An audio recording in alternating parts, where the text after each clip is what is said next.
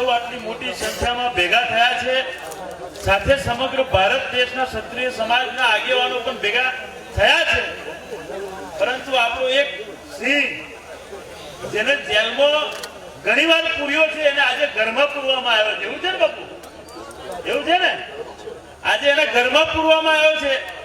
પરંતુ એટલું યાદ રાખીએ આ સરકારો, આ પ્રશાસન ને બધા જ લોકો કે તમે એક રાહુલસિંહ રાજપૂતને રોકી શકશો, તમે બેને રોકી શકશો, પરંતુ લાખોની સંખ્યામાં જે દર વિફરશે ને એ દર હોદ્યો નહીં મળો તમ લોકો. આજે બહુ દુઃખની બાબત પણ છે કે આજે આપણે શું કરવા માટે ભેગું થવું પડ્યું.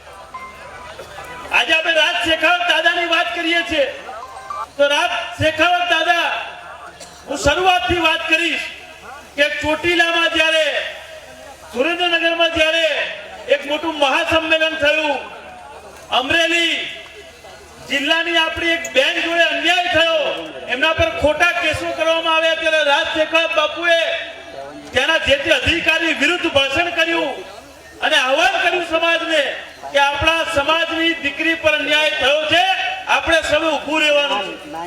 અને એ સમય પછી એક વર્ષ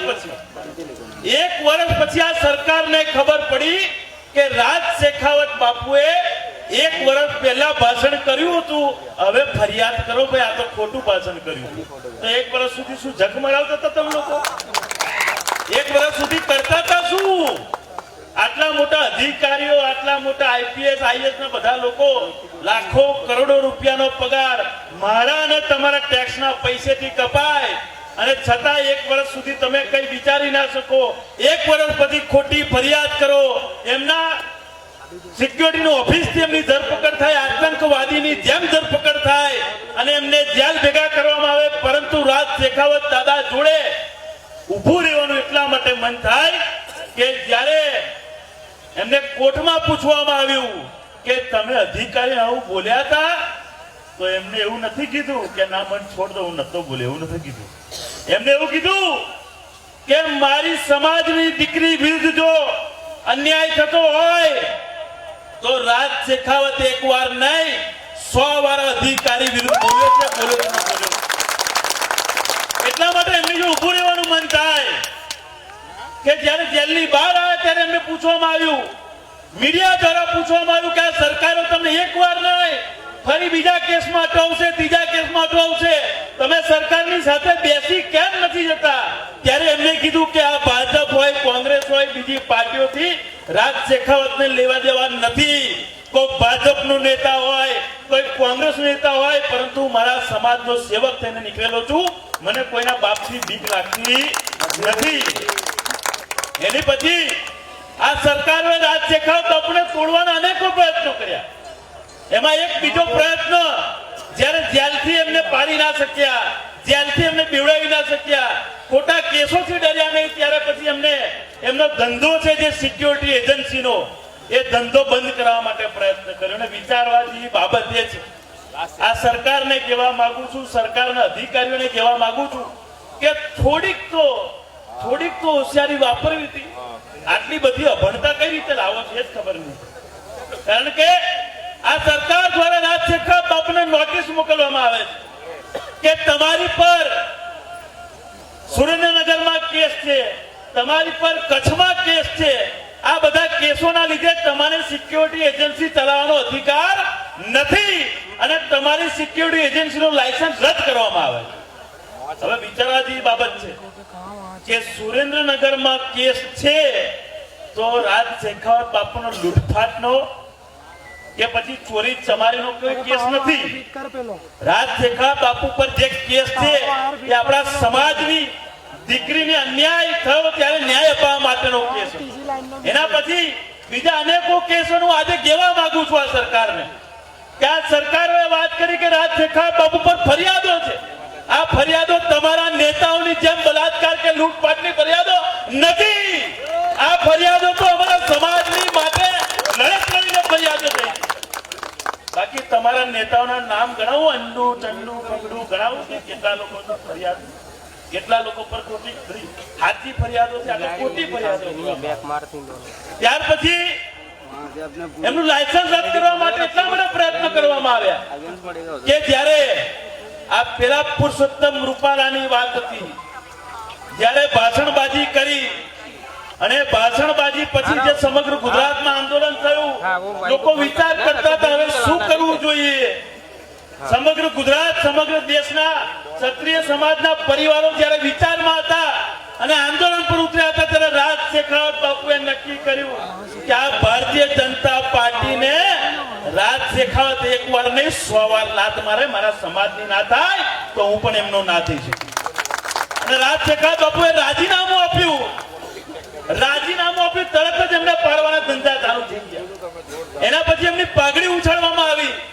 આ બધા જ પ્રકારના પ્રયત્નો થયા, પરંતુ રાજ શેખાવત બાપુ તૂટ્યા નહીં, રાજ શેખાવત બાપુ ઝૂક્યા નહીં.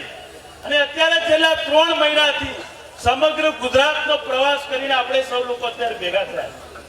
હું આપ સૌને એટલું કહેવા માંગુ છું કે આપણે જો રાજ શેખાવત બાપુના નહીં થઈએ તો ખરેખર આપણે સમાજના નહીં થઈ શકીએ.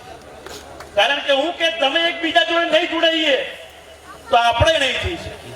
અને જો આપણે ના થઈ શકીએ તો એટલું યાદ રાખજો, આ સરકારો તમારી મારી કોઈની નથી. એ પછી કોઈ પણ પાર્ટી હોય આ ક્ષત્રિય સમાજની નથી. બધી પાર્ટીઓએ ક્ષત્રિય સમાજને દબાવવાનો પ્રયત્ન કર્યો છે. પરંતુ આપણે ગામડે હું ગુજરાતની વાત કરું છું, આ ગુજરાતના ગામડાના લોકો બેઠા છે અહીંયા આગળ, એ લોકોને ખબર હશે મારું તાલુકા જિલ્લા પંચાયત આવે કે ધારાસભ્ય આવે, આપણો જ દરબાર જીપમાં ઉભો દેખાય. એવું થાય ને, ભાજપમાં હોય તો આપણો દરબાર દેખાય ઉભેલો પ્રચાર કરવા, ભાજપ કોંગ્રેસ. એટલે તમે ભાજપના થયા, કોંગ્રેસના થયા, આમ આદમી પાર્ટીના થયા, વધો નહીં ચૂંટણીમાં થાવ, પરંતુ જ્યારે સમાજની વાત આવે તો સમાજના તો થાવ. આ આપણે નક્કી કરવું પડશે, લોકોને કહેવું પડશે. અને આ પુરુષોત્તમ રૂપાલાની વાત લોકસભાની ચૂંટણી હતી, લાખો મતોનું અંતર હતું. કેટલી જગ્યાએ આપણે મજબૂત જવાબ આપ્યો તો 5 લાખ વોટોની વાત હતી, કેટલી જગ્યાએ લાખ મત પર આવી ગયા છે આ લોકો. પરંતુ એ સમય પર પણ કીધું છું, આજે પણ કહું છું, આ વખતે લોકસભામાં જવાબ અધૂરો છે. આપણે આ વખતે જિલ્લા તાલુકાની ચૂંટણીઓમાં મજબૂત જવાબ આ ભારતીય જનતા પાર્ટીને આપવાનો. અને મારી માતા બહેનોને કહેવા માંગુ છું કે વિડીયો આંદોલનના બહુ ફર્યા હતા. પદ્મિની બા તો અહીં બેઠા જ છે આદરણીય, અને એવા કેટલાય આગેવાનો પીટી જાડેજા સાહેબ પણ ક્યાં વિડીયો બહુ ફર્યા હતા રાજકોટ, બધી જગ્યાના, જામનગરના, ભાવનગરના, બધી જગ્યાના, કે આપણી માતા બહેનો જ્યારે આંદોલન કરતી હતી ને ત્યારે આ ગુજરાત સરકારના ઈશારે કામ કરતી પોલીસ એમને પીસીઆરમાં ધકેલતી હતી. દેખ્યા હતા વિડીયો? દેખ્યા હતા કે કેટલા લોકો દેખ્યા હતા? કેટલા લોકોએ દેખ્યા હતા? આપણી માતા બહેનોને પીસીઆરમાં ધકેલવામાં આવી છે. આ વખતે તો મારો હગો ભાઈ બી કોઈ ભાજપનો તો 2027માં તો આ બધા ધારાસભ્યોને કાઢી ધકેલી બહાર કાઢવા સચિવાલય છે ને. આ વખતે એટલું યાદ રાખજો, આ જિલ્લા તાલુકાની ચૂંટણીમાં હગો ભાઈ ઉભો હોય ભાજપમાં તો એની જોડે ના ઉભા રહેતા. કારણ કે સમાજ જોડે ઉભો રહેજો, સગા ભાઈને એવું કહેજો કે મહેરબાની કરીને અપક્ષમાં ઉભો થઈ જાય, તને અમે જીતાડી લાવી. 2027 ની ચૂંટણીમાં અને આ ભારતીય જનતા પાર્ટીમાં બેઠેલા આપણા ક્ષત્રિય સમાજના ધારાસભ્યોને કહેવા માંગુ છું કે ચૂંટણીઓ આવી હતી ત્યારે તો સમાજ કરીને વોટો માંગતા હતા. ચૂંટણી આવી ત્યારે સમાજ કરીને વોટો માંગ્યા, અને જ્યારે પુરુષોત્તમ રૂપાલો બોલ્યો ત્યારે તમને રૂપાળો પુરુષોત્તમ લાગ્યો અને ક્ષત્રિય સમાજ તમને કદરૂપો લાગ્યો હોય ને, ત્યારે આ સમાજ જો તમને બેસાડી શકે છે ત્યારે આ સમાજ તમને ઉતારી પણ શકે છે. આવા બધા જ ધારાસભ્યો ભલે આપણા હોય, આપણા બોલવાની કઈ જરૂર છે? આપણા થોડી નોમથી આપણા છે ને, ખાલી કામથી આપણા નથી. શરમ આવી જોઈએ. ગુજરાત વિધાનસભામાં બેસતા ક્ષત્રિય સમાજના ધારાસભ્યોને શરમ આવી જોઈએ કે આપણા સમાજની મા બેન દીકરી વિશે આવું બોલે ને એક પણ મરદનો ભાઈડો જો અવાજ ના ઉઠાવતો હોય તો આવા લોકોને 2027 ની વિધાનસભામાં બેસાડવાની જરૂર નથી. તો આપણે આજે વતન લેવાનું છે. અને બીજી અગત્યની એક જાહેરાત કરવા માંગુ છું કે રાજ શેખાવત બાપુને જો હેરાન કરવામાં આવ્યા છે, રાજ શેખાવત બાપુનું સિક્યુરિટીનું લાયસન્સ જો પાછું રિન્યુ નહીં થાય તો આજની તારીખ ગણી લો, 1 મહિના પછી જેવી રીતે અહીંયા આવ્યા છો ને એવી રીતે વિધાનસભામાં પહોંચવાનું છે અને ફરી તહીં આઈડી ચેક કરજો બધાએ કેવા આઈડી આવે છે, તહીં વિધાનસભામાં પહોંચવાનું છે અને આજે શપથ લેવાની છે કે મારો સગો ભાઈ ઉભો હોય તો હું જિલ્લા તાલુકાની ચૂંટણીમાં ભારતીય જનતા પાર્ટીને મત નહીં આપું ને નહીં જ આપું. બાપુ શપથ લેવડાવશે તમને, રાજ શેખાવત બાપુ. અને આજે રાજ શેખાવતની બાપુની પાઘડી પાછી પહેરાવવાની છે આપણે બધાએ, યાદ છે કે નહીં? આપણે શેખાવત બાપુની પાઘડી આજે પહેરવાની છે બધા જ આગેવાનની હાજરીમાં. બસ આટલું જ, હાથ ઊંચા કરીને ફરી એકવાર જય ભવાની.